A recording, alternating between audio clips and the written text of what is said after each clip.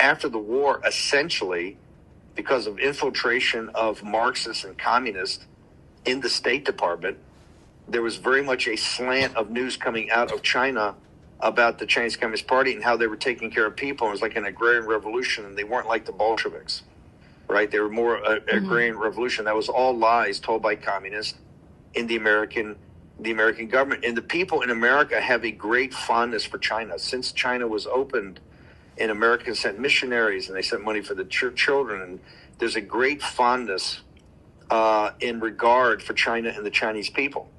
So that was played off on. The American government essentially turned it over. General Marshall, these people being hoodwinked by Zhou Enlai and Mao Zedong, turned the country over to the Chinese Communist Party. Now, the Chinese did win some big military victories. I don't say that. The Kuomintang was totally corrupt. Chiang Kai-shek was totally corrupt, and on top of that, being incompetent. But there were a lot of things came together. 50 years later, the Chinese people, La Beijing, and particularly the students, the young people, rose up again in every city, not just in Beijing. Beijing was the leader, and stood up on the world stage and said no more. And as soon as they built the Goddess of Liberty, which was a replica in honor of the Statue of Liberty, that's when Deng Xiaoping, these guys said, we got to shut this down. We're going to shut it down hard with tanks.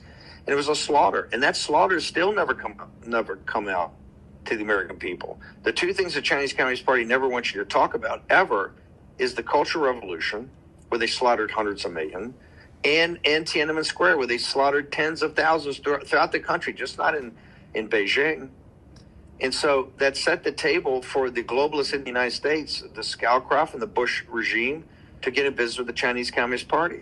And here we are today. But the legitimacy is that they have never had the Chinese people as a broad swath. Forget democracy. I'm just talking a popular support of this revolutionary group. It's just not broad-based, and they know it.